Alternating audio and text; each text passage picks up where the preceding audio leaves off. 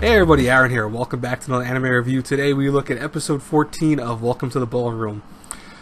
A lot of stuff happened this week. We're gonna have to break this down into like neat little slices because, yeah, I don't want this review to be like 5 minutes long. Because I do have other reviews due today, and it's like I am overwhelmed by the shit. To be honest with you, today is like crazy.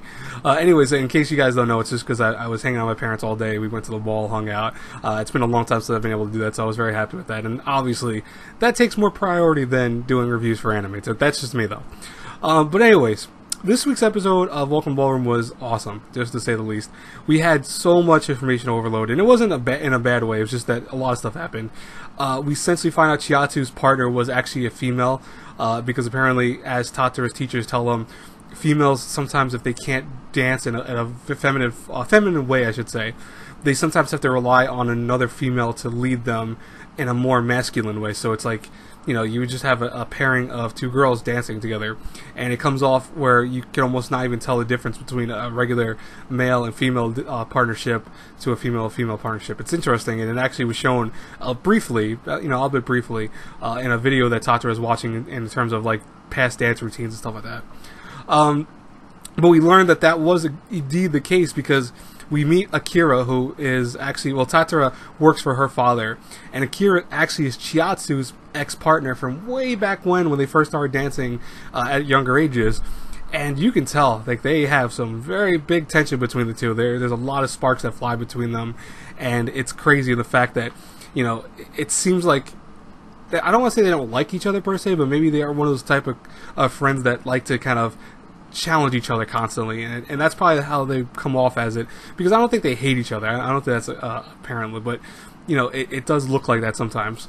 But what actually happens from this is that we end up getting this where Chiatsu ends up taking Tatara into the competition because she wants to win against Akira and her apparently worse partner than even Chiatsu is.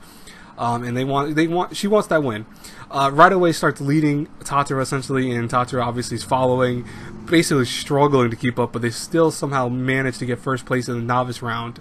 And, you know, it's funny because I think Tatara has this epiphany here where he realizes things have to change, because even as Chiatsu's partner, or excuse me, Akira's partner says, you know, they don't look like a pairing. They don't look like partners. They look like just random people that decided to dance together, and it just does not come off good. So even though they won the first round, you know, Tatara already, who can't stand Chiatsu for the fact that she's leading him around and not even caring as much as he does about the competition, is like, I have to make the change. And he does that in a boom with the last couple of the dance routines, where he basically pushes her around, and not in a super forceful manner, but more so to make it so, you know, Chiatsu has to rely on him and actually move in unison with him. And it actually comes off as a nice dance routine. It actually was really cool to see.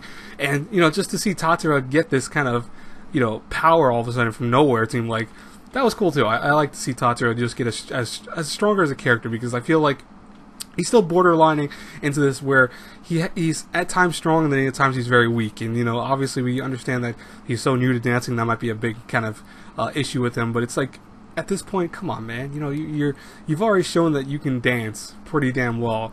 You know, maybe you are copying other people's moves, and maybe you don't have your own style yet, but still, you know, you haven't trained nearly as long as other dancers, and yet you're doing dance routines that, you know, people take years to practice and train. So it's like, come on, dude, wake up to that already. But this episode was awesome. I really did enjoy it. What did you guys think about it? I would love to know in the comments below. I have several other reviews today. I have Kekai Sensen coming out. I will have, I believe, Foxbear Matchmaker should be the one up next after this, and I think one other, I'm not 100% sure what it is off the top of my head, but I will try to get those out probably in the next 20 minutes. I'm going to give you guys a little bit of break, so I can kind of just edit things up and upload this, and I don't have to swarm you guys with too many videos in one shot. So I hope you guys understand that. But anyways, I will talk to you guys later. Have a great, blessed day. If I don't see you in my next review, bye everyone.